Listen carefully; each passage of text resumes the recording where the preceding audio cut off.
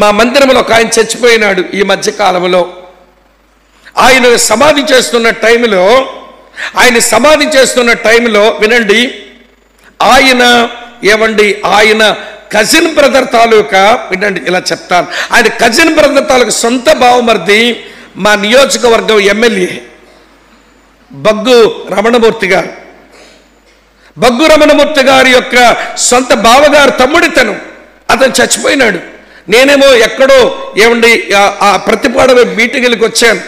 నేను అతను చచ్చేలాగా ఉన్నాడు అని చెప్పి నేను అతను పలకరించడానికి వెళ్ళి నేను అన్నాను, ఆయన పేరు అప్పారావు, నువ్వు ఎప్పుడు ఎలా ఉంటావో తెలియదు, నేను సేవకు వెళ్ళలేకుండా ఉండలేను కదా, మరి సేవకు వెళుతున్నాను, నువ్వు ప్రార్థన చేసుకో, ప్రభు నేను పిలిచే వరకు ప్రభుని తొందర పెట్టద్దు, ఆయన పిలుపుకు మాత్రం నిన్ను సిద్ధం చేసుకుంటే అలాగే బాబు అన్నాడు. మరి నేను ఉండలేకపోతున్నాను, పర్వాలేదంటే మీరు వెళ్ళిపోండి సేవకి, నీ చచ్చిపోయిన ఉండక్కర్లేదు మీరు అన్నాడు. నేను నిజంగానే లేని సేవకు వెళ్ళిపోయాను. నేను ఆ ఊర్లో ఉన్నానండి, ప్రతిపాడు దగ్గర మీటింగ్స్లో. ఈయన చచ్చిపోయాడు.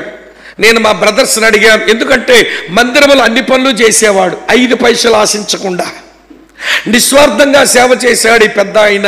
అతని భార్యలకు ఉండాలని నా మనసంతా ఇష్టపడుతుంది, కానీ దేవుని పని ఇక్కడ వదిలిపెట్టుకొని వెళ్ళలేక నేను మీటింగ్లో ఉండిపోయాను. బరీలు అక్కడ జరుగుతుంది. మా బ్రదర్స్ని అడిగాను, కొంచెం వాట్సాప్లో వీడియో కాల్ చేసి పెట్టండి, బరీలంతా ఎలా అవుతుందో చూస్తానని. నేను మొత్తం అంతా చూస్తూ ఉన్నాను. ఆ ఎమ్మెల్యే గారి యొక్క బావగారి కొడుకు, నేను కూడా మా చిన్నాన్న గురించి 2 మాటలు చెప్తానన్నాడు. సరే ఇచ్చారు.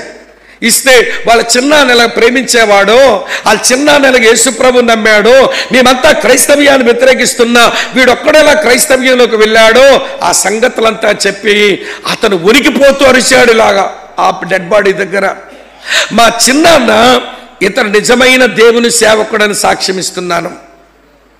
నమ్మిన నాట నుంచి ఆయన జబ్బు పట్టే మంచం పట్టే వరకు నమ్మకంగా దేవుని మందిరానికి ఇంటికి అటు ఇటు కలిపితే రోజుకు 10 కిలోమీటర్లు తిరగాల్సి ఉంటుంది.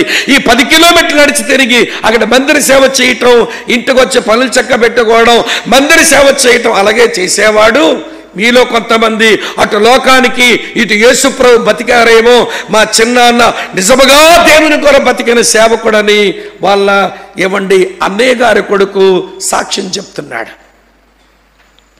ఏ క్రైస్తవులారా, మీరెవరైనా మా చిన్నాన్న బతికినోడు ఒకడున్నారా అని అరుస్తున్నాడండి అన్యుడు. క్రైస్తవ్యానికి వ్యతిరేకతను ఆ ఊర్లో. ఆయన అంటే, క్రైస్తవులారా మీరు చాలా కాలం నుంచి క్రైస్తవులేమో, మా చిన్నాన్న దేవుని కొర బతికినట్టు ఒక్కడ బతికాడో చెప్పండి మీరు అంటే. ఒక ఆయనేమో ఇతనేది ఉద్రేకంతో మాట్లాడుతున్నాడని పాస్టర్ గారు మైక్ తీసుకోబోతే అంటున్నాడు, ఆగమయ్యా మైక్ లాగేస్తున్నామే. నేను అడిగిన జవాబు చెప్పండి క్రైస్తవులు మీరు. అతను చావు దగ్గర ఎంత మంచి దేవుడిని నమ్మాడు, ఎంత బాగా దేవుని గారు బతికాడని మాకు అనిపిస్తుంటే ఆ మాటలు చెప్తుంటే మైక్ లాగేస్తున్నావే అన్నాడు. మా పాస్టర్ గారు పక్కకి వెళ్ళిపోయాడు. నేను మాట మీకు ఎందుకు చెప్పానో తెలుసా? నీ చావులో యేసు గణపరచబడతాడా? నేను ఒక మాట చెప్పనా, ఒక సత్క్రైస్తవుడు మరణిస్తే అతని శవం మట్టిలోకి వెళ్ళాలి, అతని సాక్ష్యం ఊరిలోనికి వెళ్ళాలి.